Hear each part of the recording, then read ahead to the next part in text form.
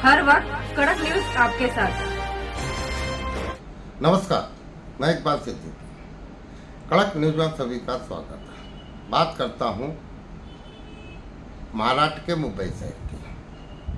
महाराष्ट्र के मुख्यमंत्री एकनाथ शिंदे ने ऐलान किया है कि हम 1 लाख लोगों को रोजगार देंगे, जो कि गरीब आदमी अगर कामकाज पे लग जाता है, इससे बेहतर उसके लिए कोई बात नहीं। देखिए खास खबर मुंबई महाराष्ट्र से। जी काही एक पॉलिसी आम्ही करण्याचा विचार केलेला आहे, त्यामध्ये देखील त्या सर्वांना फायदा होईल। आज परिवहन विभागाने 50 कोटी रुपयाची तरतूद याच्यात केलेली आहे। आणखी उद्योग विभाग असेल, त्याचबरोबर डिस्ट्रिक्ट मायनिंग फंड आहे, राज्य सरकार आहे आणि CSR आहे, त्याचबरोबर या सर्व चालकांचं जे काही मिनिमम असं कॉन्ट्रीब्युशन आहे, या सगळ्यामधून हे महामंडळ जे आहे हे मोठं ताकदीचं महामंडळ होईल आणि यामधून अनेक योजना या लाखो लोकांच्या परिवारासाठी, मुलांच्या भवितव्यासाठी या ठिकाणी केल्या जातील। अशा प्रकारचं महत्त्वाचं हे महामंडळ टॅक्सी ऑटो चालक कल्याणकारी महामंडळ सुरू झालेला आहे। भाई, तुम्ही देखील सुरुवातीच्या काळात रिक्षा चालवत होतात, एका रिक्षावाल्याकडून रिक्षावाल्याला भेट नाही, हे गरीब लोक आहेत, हे रोज कमवणारे, रोज खाणारे लोक आहेत, सर्वसामान्य लोक आहेत। यांनी सर्वसामान्यांचं सरकार आहे, हे सर्वसामान्यांचं सरकार आहे, शेतकऱ्यांचं, कष्टकऱ्यांचं, हे रोज कमवणाऱ्यांचं, रोज खाणाऱ्यांचं, हातावर पोट भरणाऱ्यांचं आणि त्याचबरोबर महिला भगिनींचं, युवकांचं, आणि त्यामुळे या आमच्या सरकारमध्ये सर्वांना न्याय देण्याचं काम आमचं सरकार करतंय आणि त्याचाच एक भाग आहे।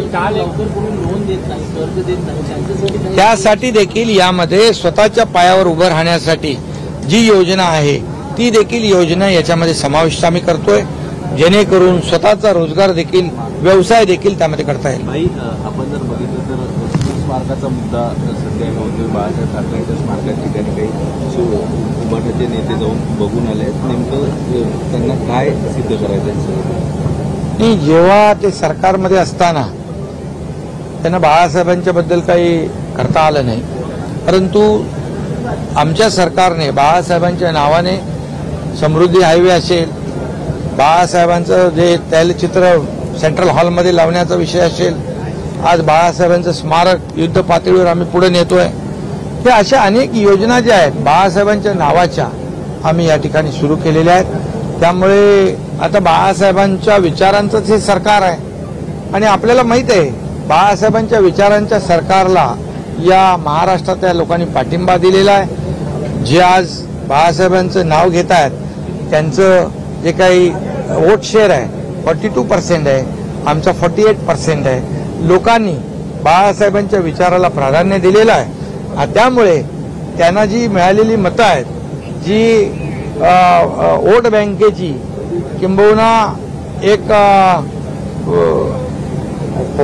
अफवा पसरवून त्या ठिकाणी खोटं नरेटिव्ह पसरवून ही मिळालेली मतं ही तात्पुरती आहे, पण खरं शिवसेनेचा मूळ गाभा आहे, शिवसेनेचा मूळ वोटर आहे।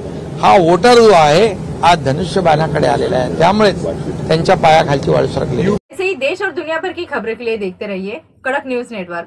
लाइक, सब्सक्राइब और शेयर करना ना भूलिए। धन्यवाद।